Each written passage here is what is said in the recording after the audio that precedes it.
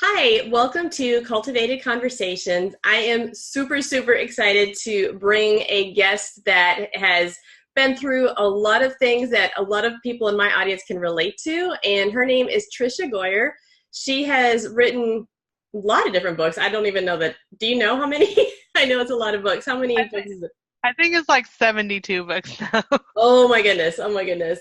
And that runs the gamut with fiction and nonfiction. And I know we've connected recently with the book Walk It Out, which is about living your faith, just real life faith. And I so appreciated that message. And I'm really, really excited about this book that you wrote. We both have a history with foster children. You've adopted. I want to hear more about that story and definitely have you share that. Our foster care situation was like just a 14-month thing where we had up to 12 kids in our home. And so I could definitely relate to dealing with some of these challenges. And man, what a blessing to have a book. And I don't know if this will be in reverse when I show it here. Calming Angry Kids with Tricia Goyer. Help and hope for parents in the whirlwind. So we're going to talk a little bit today just about, first, I just want to have Tricia introduce herself and a little bit about how the book came about, and then we'll ask some questions and discuss it. So, Tricia, go ahead. Okay, well, I'm Tricia, and I've been married to John for 28 years, and we have 10 kids officially. We have a couple more that call us mom and dad and just hang around our house all the time. They're adults, so we call them our kids too. But we have 3 biological, and then we adopted 7 kids from, well, 6 from foster care, or 6 from foster care, and then 1 from a private adoption. And so we have a busy house. I'm an author, I'm a speaker, and I homeschool them. So it's always noisy, busy, crazy, and full. But the book came about because as we're adopting kids from foster care, especially, it was so different from just our biological kids. And, sure, there's times of anger and times when they disobey and act out. But the levels that we saw after we adopted kids from foster care were just so completely different. Just fits and rages and threats and throwing things at us. I mean, trying to jump out the window. I mean, just the levels of anger were just so hard. And I remember when we first adopted Casey and Bella, they were 2 and 5. I took the little 5-year-old. She was just have these huge rages. I remember taking her to therapy, and here, before I thought I've been a mom for 23 years, like I totally got this. And I remember going in, and the therapist was named Brittany, and she's like an intern. She must have been like 24 or 25. She was so young. Like Oh my I've been a goodness. parent like as many years as she was old. I remember just saying like, "Tell me what to do with this child," because I just had no idea. It was so different than anything I faced, and she gave me tips and hints and things that would help, and it was just amazing. It's totally different types of parenting, how to react to anger, how to connect with my kids, but just what I learned over the many years of going to therapy. I had 4 kids, 5 kids, 6 kids of therapy, and then we just go every week, and just what I learned, the tools and resources, I just took kind of our story and those tools and resources and put them into calming angry kids. Yeah. Well, and I'm so glad you did because, I know that there's some resources for parents who deal with kids that have been through trauma and then just not parenting with anger and stuff. But your book has just a unique perspective, and it does include some of those things. I noticed that, like some of the things that you would learn maybe in counseling that Yeah. are just practical tools that we can learn in advance, or just go through the book. Okay, wait a minute, this is helpful. All right, let me, let me tackle Yeah. this.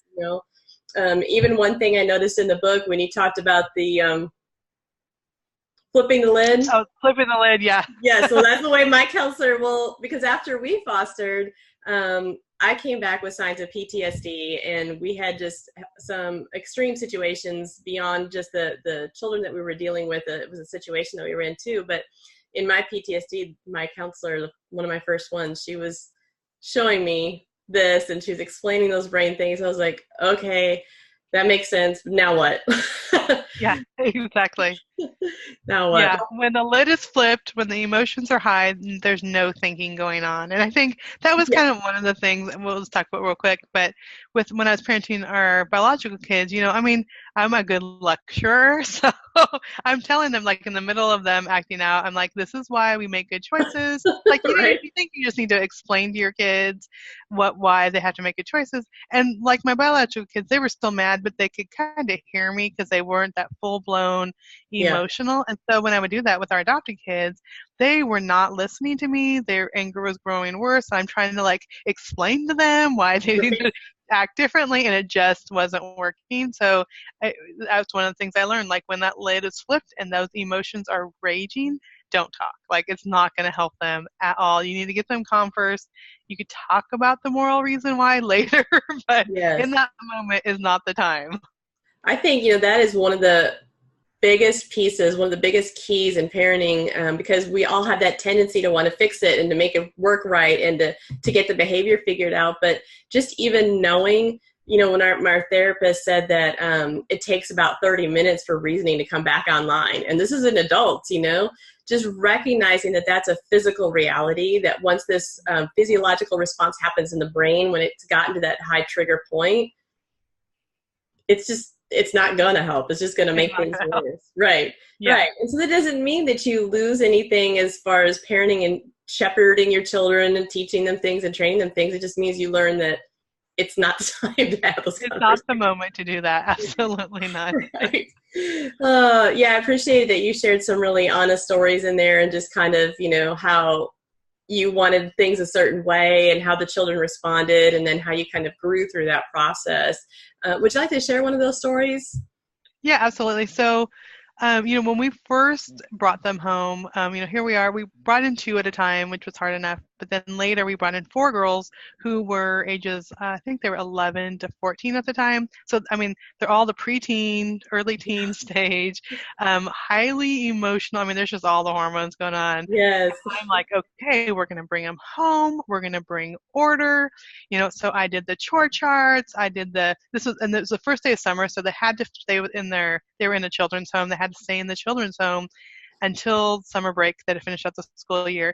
So first day of summer, and they're thinking, great, it's summer. I'm going to sleep in. And I'm thinking, we need to, like, I was really weird. Like, if we don't get this right from the beginning, like getting everyone organized, it's just going to be a mess. So I had like 20 minutes a day of reading and chores. And so I remember they all woke up, they're excited, they're finally in their forever home. And I'm like, okay, Yeah. here's the list. And at first, like, I was well meaning, but it was so overwhelming and I was trying to do so much. It was like explosive. Like, even the girls that are normally pretty docile, they were exploding. It was just like everybody was exploding and they were angry and mad and all these emotions. And I found out later it also triggered because they'd been in foster homes that had been super rigid. And so it Mm, like brought back all these memories of all the super rigid people. And they're like, what have we gotten themselves into? And worries and fears. And I'm like, my worries and fears of I need to get control now was just like a huge problem. So I yeah. think so many times I just learned like later,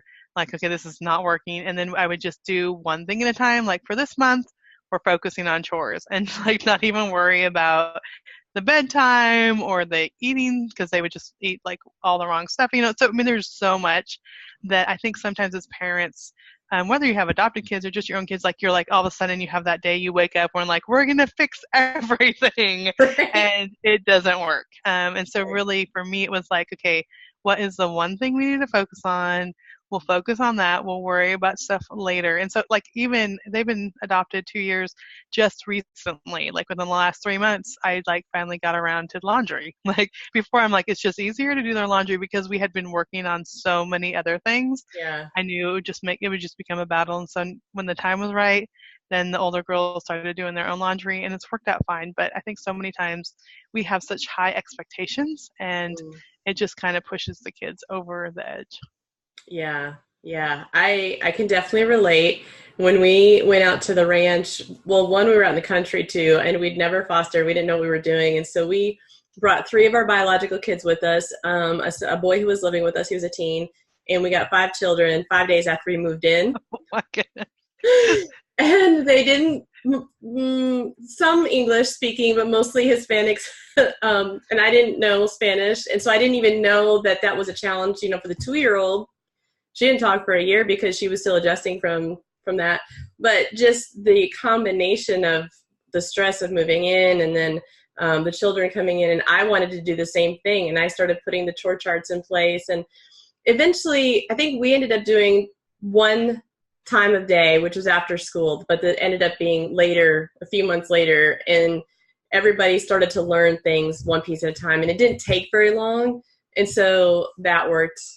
But you can't do all of it, just like you said, because we were putting out fires a lot more than anything else, especially in the beginning.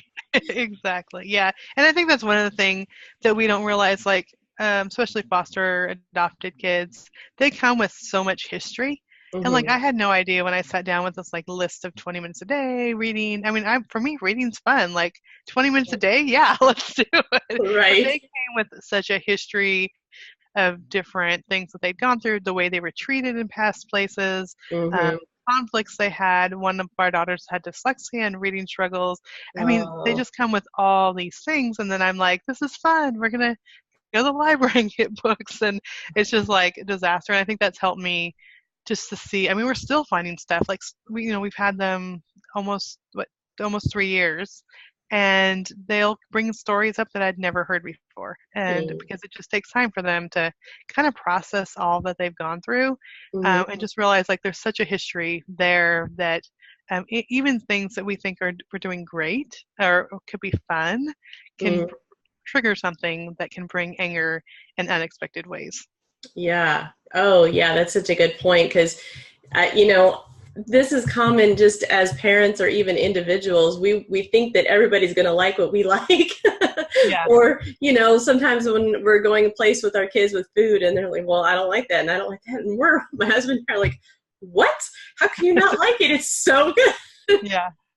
But just taking a break to go, okay, well, one, it may be just preferences. Two, there could be something else that's going on, that's underneath it, that's related to an incident and you don't even know. And just by being open and willing to explore that emotion with the child, that was one of the things that I was so excited about when I heard about your book, Calming Angry Kids. I knew you were going to be dealing with emotions that are difficult for us to deal with. And when we have some tools and stories, I think it helps us, anybody, just kind of step back and say, okay, emotions are challenging to deal with, but there's such a blessing and a richness that comes out of that intentional pursuit, the intentional things that you guys have done, like learning some of these tools.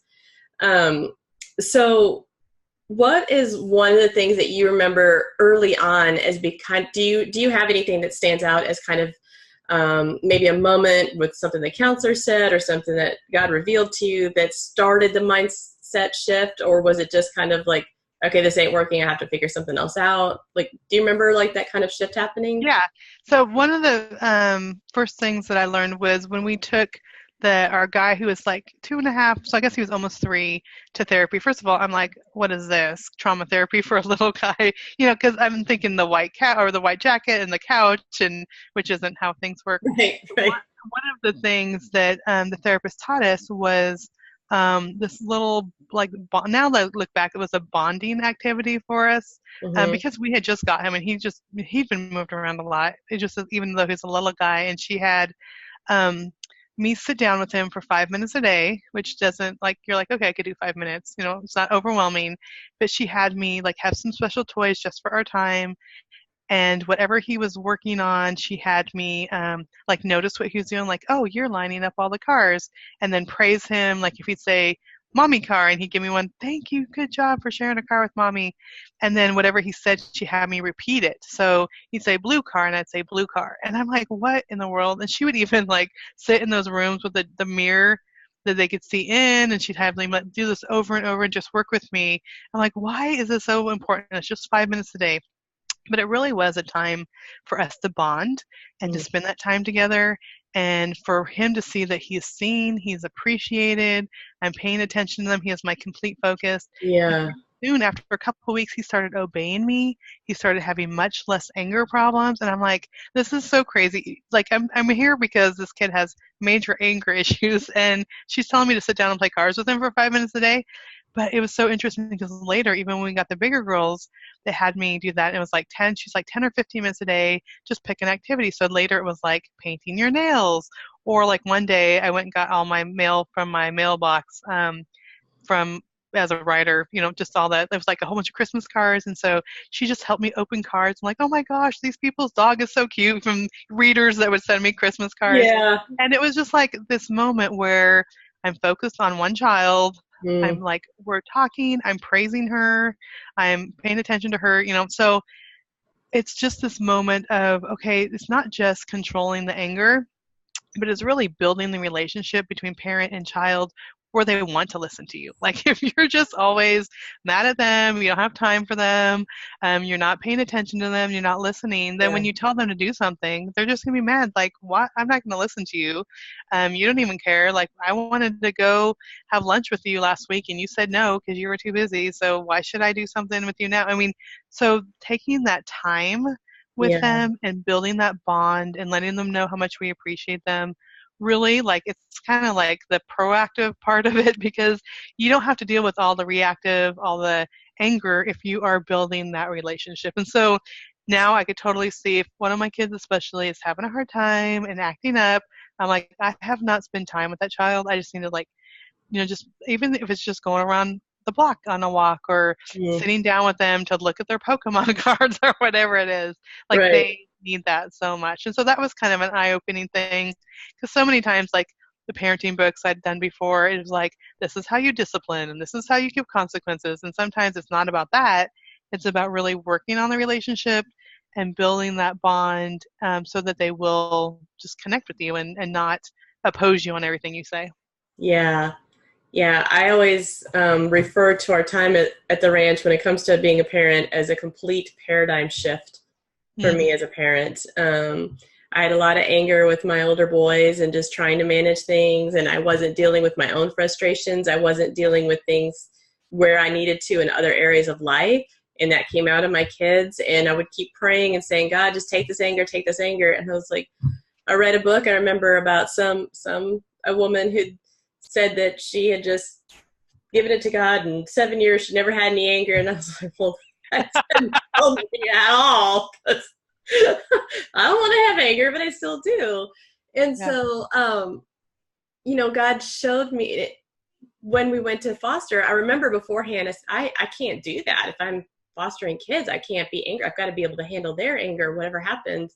And really, that journey of working with the children and recognizing that I had to do things different put me in a position to learn how to connect in a completely different way that I was not necessarily forced to, but you know how when you're kind of put into a corner, you can either get better or Yeah. get worse.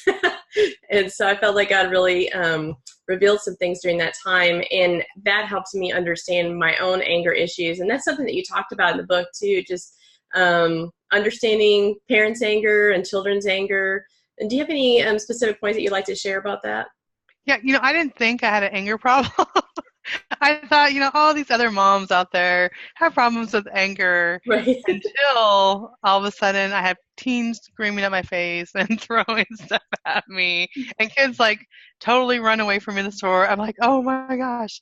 And I think one of the things I remember, just like going to the therapist and like having to first confess, like, I am angry all the time at this child. And I think some children specifically would Hmm. just know how to push those buttons. Yeah. So, and I just remember her saying, like, you can't escalate with your child. And I'm like, oh, easy for you to say, like, you're not in the middle of my house.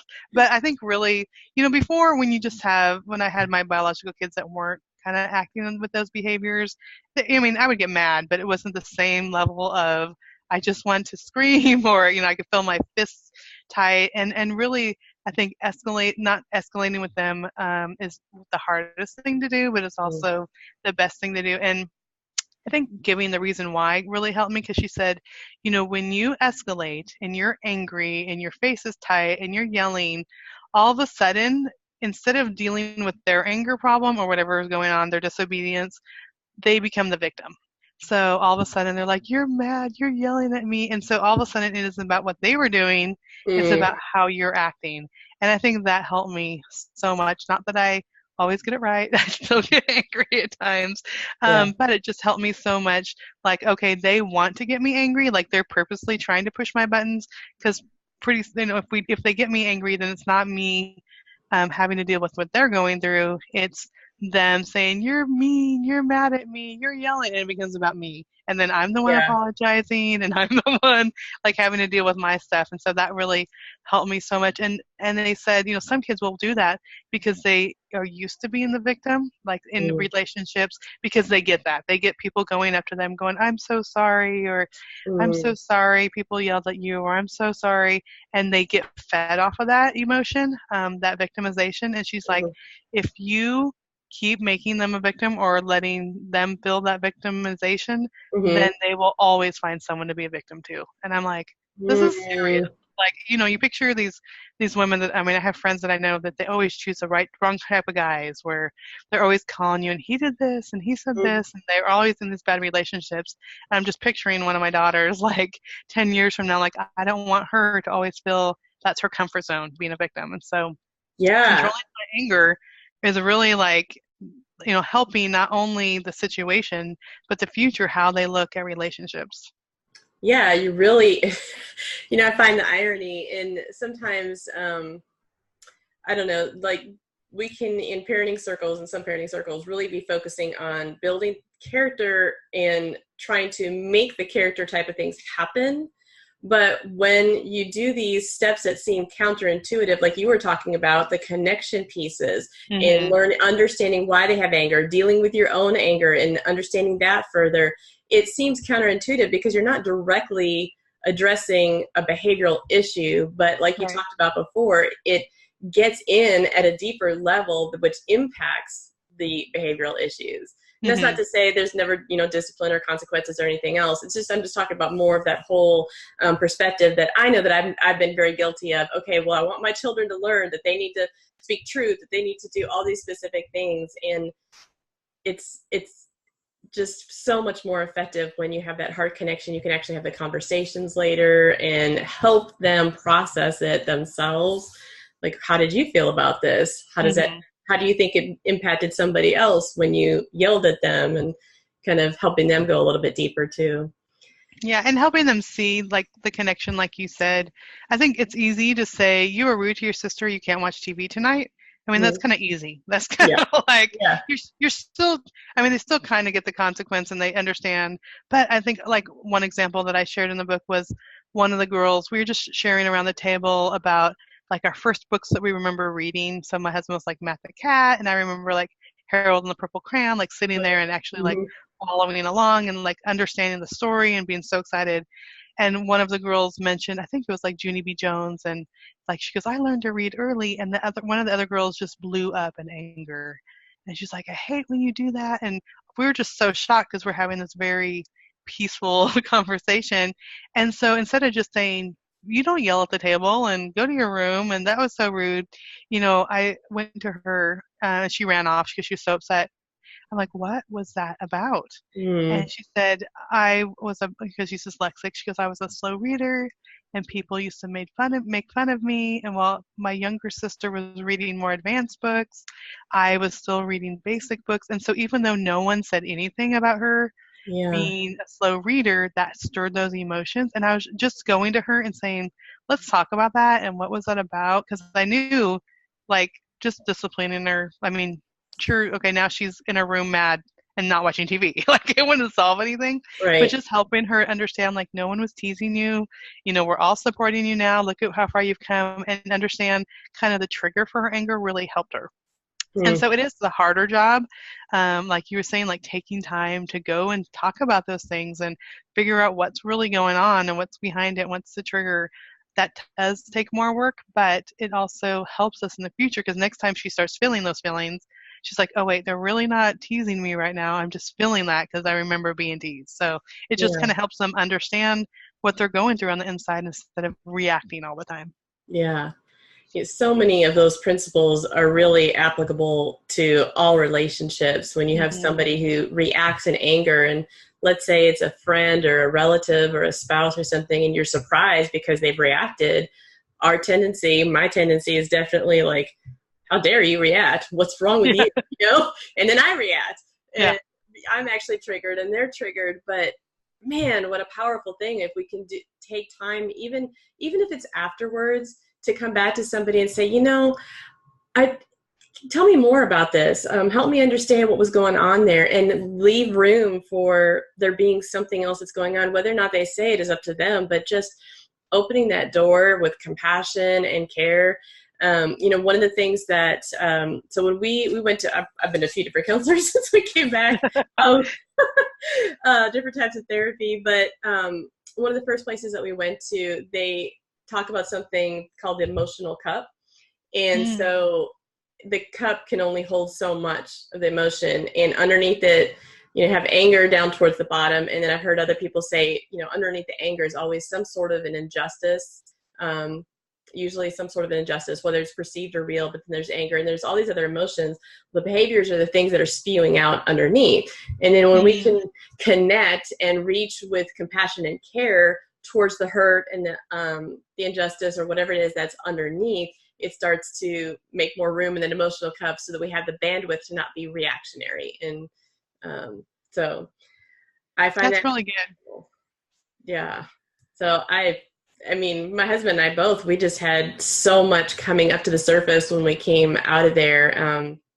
And I am just really grateful for the opportunity just to learn, and I'm really growing in it still now, to catch myself even, because I still want to go straight to, well, this is wrong, this is why, and this is how you fix it. Yeah, exactly. And I think, like you were saying, like dealing with it ourselves. And I think, just not only did I think, oh, I'm not an angry mom, I thought, like, I'm such a compassionate person until, like, there's anger going. And I remember times when we had our girls, and certain girls specifically, would more difficult. And I remember every time they'd come into the room, I just feel like myself tensing up, and like I'm just like getting ready for the battle. It's almost like, oh no, she's awake. Like, what are we gonna go through? And it was really like God saying, okay, there's something behind that. Like, what is going on? And really what was behind it is I didn't like my comfort zone messed with. Like, I'm used to my clean house and my comfortable house, which is so far from clean right now. Like, it's not even funny. I just had to deal with that. But also, like, I didn't want to be uncomfortable with anger, and I didn't want to be uncomfortable feeling like I wasn't good enough or I wasn't compassionate. And so really I had to look at my own heart and realizing that it was stirring up all this stuff in me, because like I just wanted to look good. I wanted to look like the good mom. I wanted to be in my comfort zone. And once I realized, like, I just need to turn that over to God, and like my role is loving the people He's given me, even though it's not comfortable, even though my house isn't clean, even though it stirs up all those feelings.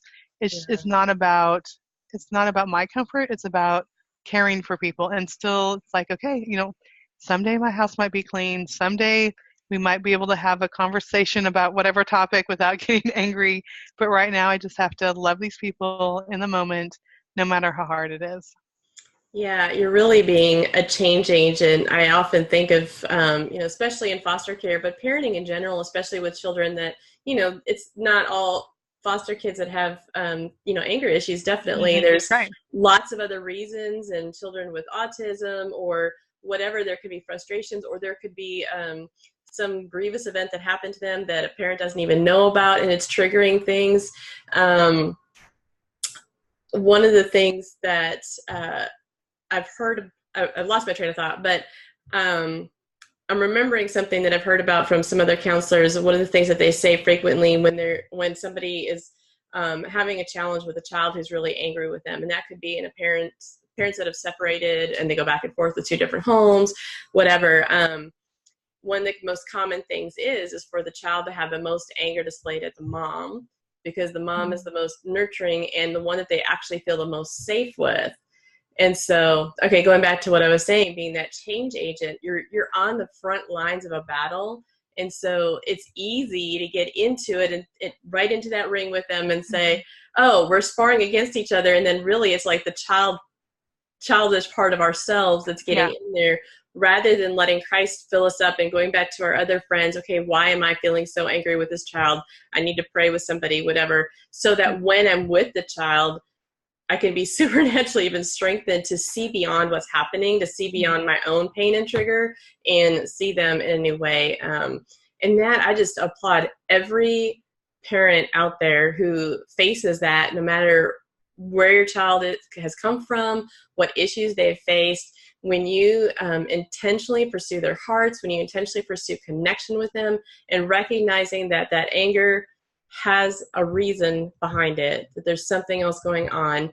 And even if it's just like a physiological thing that needs to be checked out, as a change agent, we have got to be able to help give us wisdom, and not to be just beaten down and there's no hope for the child or the situation, but what is it that you want me to do? And Lord, give me some guidance specifically in this child's heart. Yeah, really Yeah. hard. And I totally agree that I think in most situations the woman is the more the target, because well, often kids in foster care, it was a lot of hurt that came from a mother, because they are supposed to be the ones that are caring for them and whatever. And then when they turn this new situation, all that hurt from women in their past, but also, yeah, you're supposed to make everything better, and you're not making everything better for me. And so there'd be times like, they get along great with my husband and fight with me. And I'm like, what's up with this? Like, I'm feeding you. I'm homeschooling you. Like, I'm giving you all this time. But it's just realizing that it wasn't about me. And I think that really helped. Like, it wasn't about me. It was about, hurts in their past. Like you were saying, it could be about, like, maybe they're sick. Maybe they were tired. Maybe they're hungry. Maybe they're stressed about a test. Like, it's not always, even though this seems targeted to me, it's not always about me. It could be about all these things. And I do talk about that, like really being those detectives and figuring out what's going on with this kid right now, instead of just reacting like they hate me or they're mad at me or they always have to, fight with me. Seeing like what's really going on. Mm-hmm. Yeah, like I said, your book has a lot of content that would just be really helpful for any dynamic with somebody who's angry. Honestly, I think because you bring some of the counseling principles and even just that connection piece that is really easy to miss. So today, while you're still growing and still changing, what helps you today when you start to notice anger rising in you? I think, first of all, when I notice it, I tell myself this is not going to help the situation. If I let my anger like get a hold and let myself like lose control and raise my voice, I just know like it's not going to help the situation at all. So I think just the knowledge of what's happened in the past, like Yeah. if I blow up, then everything's good. It's going to take 2 hours to get things back on schedule again. So I think that helps me. Also, just sometimes I'll just say, you know what, I just need 5 minutes peace. I need to, like, if I could feel the anger coming, like, let me just go, and maybe it's not even 5 minutes, maybe it's 1 minute or 2 minutes, like, go to my room, like, get away from the moment, give myself a chance to breathe, give myself a chance to pray. Sometimes I'll, open up my Bible and just read, like, a scripture or anything that will help me, like, get focused on something then other than the situation. Mm, Really helps. And then also, if it's like an ongoing thing that brings anger, like just talking to my husband about it, it's just like getting perspective. Like, this is really bothering me right now with this child, and kind of getting that my husband's perspective, especially about it, because he sees everything that's going on too. Which I'm so thankful that I have kind of that sounding board where mm, we're both like, okay, what do we do about the situation? yeah. And then figure out like it doesn't need to be solved today, but what are some things that I can do to help this kid. And for example, we were just having a really hard school year last year, and just kids were not acting right and were acting up, and there's lots of anger, and realizing that I need to sit down with them and have a time of Bible reading and scripture writing at the beginning of the day, and letting God's word do the work. So once we started doing that, and they're like, oh, the Bible talks about love is patient, love is kind, like they're writing it out instead of me just lecturing all the time. Like, God's already given us the truth. And I made color sheets for them with different scriptures and stuff. And so kind of thinking ahead, like what is going to help in the long run in the situation. Yeah. And God's word has like always helped, even though I think like they're not going to pay attention. It has like planted those seeds in their hearts that Mm, helps them in the long run. yeah. Yeah, so that was one of my other questions. If you start noticing the anger in the children today, what are some of the helpful things that have happened maybe recently or something? Oh, Just it happens every day. That's so funny because I'm like, I wrote the book. You should be all fixed by now, which yes. is not the case. And so it was funny because even when I was showing them the finished book. One of the girls said, "Well, thank you very much," or "You need to thank me now." And I'm like, "What do you mean?" She goes, "If it wasn't for us getting angry, you wouldn't have this book." And I'm like, believe me, I would have rather written any other book. So it's not something, and I think that's important to know. It's not like I'm the mom that figured it all out and we never have anger issues. So today when I see stuff, when I see that anger arising, I think one of the things that helps is making sure I don't escalate, which we already talked about earlier, and then being the detective and figuring out like what is really going on.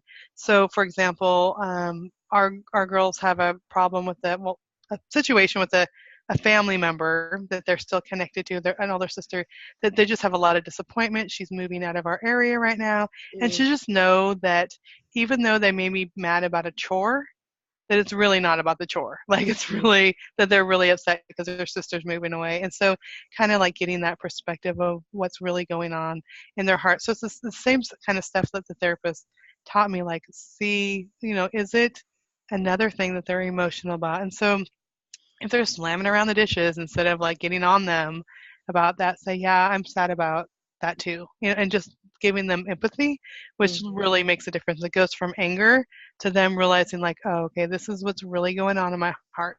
And it's hard to be empathetic with a child that is angry, but when we can mm, see like you're mad, and that's another thing, stating like you're mad or you're upset, I feel bad about that too, or I'm hurt about that too, and naming the mm. emotion and being empathetic towards it. First of all, they understand and they feel seen and heard, but then also it kind of helps me, even in the middle of the process, like, okay, this is what's really going on. It's not about breaking my dishes or Yes. whatever. It's really something else going on. Yeah, which reminds me of the story of the book, the homeschool book. Me, I've homeschooled for 15 years, and I was thinking of one of my favorite homeschool books, and I know I would have been like, Yeah, ooh. yeah, yeah. Do you want So me to share that story real quick? sure, yes, please do. Okay, so we were having an issue with one of the girls that every night before bed, when we'd get the three little kids in bed first, and then we'd like spend time with the four older girls, and they'd have special time, and then have to go to bed. But every time before bed, one of them would cause a scene, and there would be an explosion. She'd be super mad about something. It was like clockwork. Like as soon as we say go to bed, it would be this huge thing. And so I talked to the therapist about it, and she's like, it seems like she's getting a lot of attention from you. So there's a busy house, but she's getting a lot of attention. And so you're staying up an extra hour with her because you're dealing with whatever emotion she's going through. So she's getting a lot of attention from you. So the therapist is like, just ignore it. I'm like, okay, what do you mean? She's like, just like pretend like she's not acting out. Just pretend like she's not even there. Just completely ignore what. So I don't even remember what she was angry about that night, but so she's raging about something, upset about something. And the living room's kind of connected to the kitchen. You can see into it. And she's in the living room, my husband and I in the kitchen, and I had told him ahead of time, like, this is what we're supposed to do. So we're leaning over the counter, just talking to each other. We're like, so how was your day? And he's like, oh, it was good. How was your day? We're like pretending like she's not upset and we're not dealing with it. And so then she goes and gets a lighter and she starts going around and lighting candles, which she's not supposed to play with the lighter. And she's like, oh, what if the house catches on fire? You won't be able to get the kids out. You could tell she's just like provoking us. And then Hmm. after that, she goes in there and had just ordered brand new homeschool books. And I hear rip, rip. And I'm like, my face, my husband's like, just ignore it. Just ignore it. I'm like thinking all the money that is just like being ripped up at this moment. I'm like, I gotta go stop her. He's like, just ignore it. And so pretty soon, like we're going back and forth. What should we make for dinner tomorrow? I mean, like totally ignoring it. And finally, we're like, okay, well, it's time for bed. And we just walked past her, didn't look at her, and her ripping up the books, and went to bed. And within 5 minutes, we hear her going upstairs. My husband went out and blew out the candles. He's like, yeah, there's ripped up paper all over the living room. We're like, oh my gosh. I'm like, I couldn't even think, I didn't even go to deal with it, how many books she's ripped up. So then the next morning, like when I first opened my eyes, I'm like, the homeschool books, and I rush out there just like imagining all these books just tore up. And it was binder paper. She had ripped up binder paper. So she'd been just trying to provoke us, but she was us also like in her mind enough to know like I should not rip up these brand new homeschool books. Yeah. And so, but the interesting thing is she never did that again. Like that evening thing, the next night, we're like, everyone go to bed, and she just went to bed. And so it really worked, like, because she was getting time and attention. And then we thought, okay, now we need to give her attention during positive time during the day. So I'd be making dinner and I'd say, hey, come and help me this. And we'd talk as we're stirring spaghetti sauce or whatever. So it just helped me so much, like, to know that they want that time and attention and they will do anything to get it, even if it's causing a big scene before bed. And that was like the hardest thing, like, because I was sure like half the homeschool books were tore up, but they weren't, thankfully. That is a really challenging situation when they're doing something that targets a parent's fears. You know, we had that hypervigilance of what would happen. And if you start to get to know the kids, you can know whether or not some are actually going to do something that's more extreme or not. And, you know, one child in particular, I think he was he was doing a lot of really destructive things, but I think I also expected it to be more than it ended up being, kind of like in this case where you thought it was going to be the book, but it ended up being something different. And that triggered inside of me an extra high, like, control measure of, it's not going to happen. You're not going to do this. And that wasn't helpful. And it took a while my husband really helped. He would help with some of the nighttime routines. We had, you know, kids were acting out in all kinds of different ways at nighttime. We did not get that advice. Well, maybe we did, and we ignored it. I don't know. There was a lot of stuff going on, but he would start to go in there with his guitar and incense, and he would sing to the kids. But, you know, one child in particular, when he would act out a lot, he just ended up just kind of holding them and just hugging them, and he would kick and scream, and he'd try to bite him and all these different things. And I know a lot of, you know, foster parents have had to deal with situations like that and worse. And it can be really scary, but the reality is these kids are going through that process. And in many cases, not all of them, I know some are really extreme, but there's so much that can be said for that time of just, I'm here. I'm not letting you go. I'm still going to spend time with you. And I love what you said about you made sure that you had positive attention later, because they need that help shifting their brains from maybe what they've known to do that's been unhealthy and destructive to what does it even look like to receive something that's healthy and beneficial in their lives. Yeah, and we had a child that would rage like that too. And I remember, I mean, she was only 5, but there was at the point where almost I couldn't hold her. Like, they're so strong. But I would rock her and I'd sing songs, but she was so mad. And, you know, the first time she's raging for, you know, 40 minutes and then 30 minutes and then 20 minutes. And then pretty soon I realized, like, she just wants to be sung to. And so, you know, other times, like, I'll sing to you and hold you. We don't need to rage to be able to get this. But it's almost like even after the rage, it was almost like, don't let me go. Like, keep holding on to me, keep connecting with me. And she was also the one that after, you know, she moved in, she would have a hard time at bedtime. And I'm like, why don't you want to go to bed? She goes, because I don't like waking up in a new place. Because she'd been moved around so much, the bedtime to her was scary because she didn't know if she was going to wake up there. And, you know, we had to tell her over and over. And pretty soon she just, like, came to believe, because she was still with us, that, you know, you're going to be here forever. But yeah, it's so hard just knowing, like, what's really going on and what emotions are there. And for her, the rage was fear of, I'm going to wake up and I'm going to be in a different house with new rules and different people, and I don't know what's going on. But it took, you know, just us being there for her time and time again to show, like, okay, mommy and daddy are going to be here. Like, when I wake up, they are going to be here. Yeah, that's amazing. It's real. After about 6 months with this one boy that had the most challenge with the rages and stuff, he would start to, you know, come up to us and ask for a hug, which was a huge deal. And he was pretty young at the time. And so that was just to see some of the transition with the kids over time. Even though it impacted us in such a significant way, it was really powerful to see what God did. And I'm so grateful for the things that I learned in my own mindset just because of other relationships that, like I said, you learn these skills and that helps in all relationships, adults too. So Yeah.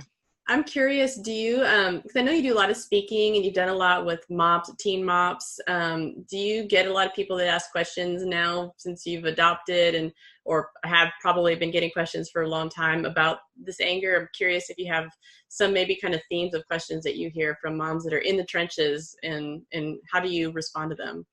Yeah, and I think a lot of people will ask me specific things like, at dinner time problems or anger over this. And so, although their questions are very specific, like we're having a problem with, like, one of them I got was when I praise one child, like my other child gets super angry and starts raging. Like, so they'll ask very specific questions, but Mm-hmm. actually, like, the more I hear from people, they kind of all go back to the same thing. So the same things I end up, advice is spending 5 minutes a day and bonding with them, Mm-hmm. not getting angry yourself, praising when they do good. I mean, so it's kind of like there's a lot of different things people ask me about specific situations, but it kind of all goes back to the same thing.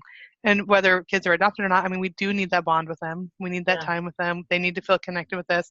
We do need not to escalate. We do need to praise when they're doing right. Sometimes we do need to ignore the bad behavior and give them positive reinforcement. So it's kind of the same things that we've been talking about Mm-hmm. cover like most situations. And so really, like, spend 5 minutes a day with them. Don't escalate. Like, it'll cover almost everything. Yeah, it makes a huge difference to start building that relationship. And then I think about this one boy and watching the shift in his whole body was so full of fear and anxiety. And then just kind of to be able to start settling down some. And especially when he would talk to me or to my husband and you could see more of just a calmer spirit. Like he knew, he's like, okay, he would still get to have his anger issues, but it was different. And we were able to Hmm. respond differently over time. Yeah. Definitely very well in the beginning for sure. Oh man, because I know there's so many. We have a lot of people in our church who are involved in foster and adoption, both locally and internationally. And the reality is I think a lot of people do think, maybe this is what you were referring to when you get. Well, I don't know. A lot of people think that maybe when they get babies that they're not going to have these issues either. Hmm. But the trauma happens in the womb.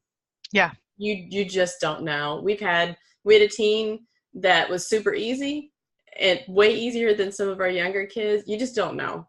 Yeah. Yeah, and I think that's one of the things I learned. You mentioned teen moms because we have our teen mom support group that I lead Mm-hmm. on Thursday nights, and we have speakers that come in, and I feel like I learned so much from the speakers too. But one lady was talking about just if their parents, even if they're not on drugs or alcohol, which I mean that's a whole factor too, Yeah. but even just if they're under stress, how their Yeah. brain develops differently. And so you do think that if you get a newborn that everything's going to be fine. There's not going to be an issue, but it is from in utero. And then I agree. I think some people too are afraid of teenagers. Mm-hmm. They think that every teen is going to rebel, and one of our easiest ones is she's 18 now, and we have to work with her because she holds everything inside. Like we have to like talk to her like, I know you're probably upset about this, and I don't see any outward anger, but let's talk about it. And so it's opposite, but hers is she tries to be good and not have any problems and not act angry because she Yeah. sees. So I think the internal anger is also another thing that we need to look for kids, because some kids will definitely rage, and we've been talking a lot about that, and some other kids will hold it all inside, and they may have anxiety, they may have all these issues inside that no one sees. I just read an article about a teen that just committed suicide. Her family was saying, like, we had no idea. She was just so bubbly and happy on the inside until we read her journals after her suicide, and she had been holding so much in it. So, if you feel like there should be something that should bring anger, but it's not, like your child isn't exhibiting it, then maybe still talk about it, because it Yeah. doesn't mean like it doesn't bother them. It means that they're holding it all inside and they may not know how to process it. And so I think that's the opposite side that we've seen. But just because you have a teen doesn't mean they're going to be throwing stuff at you and all this stuff. Right. It could be easier. It could be they're just learning how to adjust well, or it could be that there's internal stuff that you need to learn how to deal with. Yeah, yeah, you really don't know. And I believe wholeheartedly in just praying before going into foster care. And God knows, you know, I would pray about the different kids that would come, and we would get the kind of the sheets that had some basic information about them, and I would say yes or no, you know, we can accept more kids or we couldn't, when we had some changes in our home. And I remember one time that we had I'd said yes. I looked at a whole bunch of them, and I'd said yes to a teen, and I totally forgot about it. And then I looked back at the sheet and I went, "Oh wow, I said yes." I, I did. I guess I was in prayer that day, because it turned out to be exactly, you know, something that Mm. God had definitely used that circumstance in his time with us. And so I don't regret it at all. But if I had just gone back and looked at it and just in my own way of figuring things out, I would Yeah. have not done it. And it was such a blessing to be able to be a part of this kid's life too. So don't. Yeah, and I think sometimes we think, like if we're doing the right thing, it's going to be easy, and it's not, And I think that's one thing too. Like sometimes it will be hard, but they're changing. I am changing in the process, and like there have been days, I will admit, there've been like I've thought like, what in the world have I done? Like this is Yeah. so much, but I wouldn't go back and change it. Like even knowing all the hard stuff, all the anger, all the stuff. I mean, they're still my kids now. Like I mean, they're just as much as my kids as the ones that came out of my body. It's Yeah. been harder. The labor's been different, Yeah. but Right. but God knows, and it's not going to be easy just because it's right. And if it's right, it could be difficult. So just Yeah. remember that too. Yeah, there's definitely the reality of the challenge, but it's also amazing to see what God can do. And it's going to be in the parents as well as the kids, Yeah. for sure. So I pray for this, foster care in general, and that the church as a whole, that we would just not only see the need, and if people can't step up to be foster parents, there's other ways that people can help. And maybe it's bringing meals, maybe it's just getting some training so you can provide relief for a foster parent when they are going through all of this. We were super blessed by some people that did come in and help relieve with the kids. We had some friends actually that came from out of town, and they got there and they're like, go lay down, take a nap. We got it. And I was like, whoa, this helps me survive. Yeah. Keep going. So Yeah, you think it's little things, but it really means a lot. Like one lady from church, I don't even know her that well. She gave us a card with like a $50 pizza gift card. I'm like, yes, I don't have to make dinner tonight. Like that is a huge thing. it is. It really is. Yeah. Okay, well, I just thank you so much for taking the time to chat with us, Tricia, and I really, really am excited about this book. It's on the back here. It says, "Slam Doors, Hurting Hearts. How can you calm your child's anger and your own?" Mm-hmm. Yeah. Lots of great practical tips and just insight from a woman who's been there. And this is not a book that's going to say, here's how to fix it all, but here's some things that we've walked through, and we found these things to be helpful. And I think that's going to be super encouraging for other parents. Yeah, I hope so. I'm glad that I'm able to do it, and I hope that a lot of people get help from it. Thank you. Well, I'm going to close in prayer for you and for all the listeners today, and anybody Awesome. dealing with these challenges right now. Dear Father, I thank you so much for Tricia and for every one of her precious children, and for her husband, and all the people that have been in her home, Lord, that have been part of her family. I thank you for the way that you have worked through her and in her in these different challenges. And I pray that it would continue to be an encouragement to other people to persevere, to be able to look beyond behavior, and to care about the emotional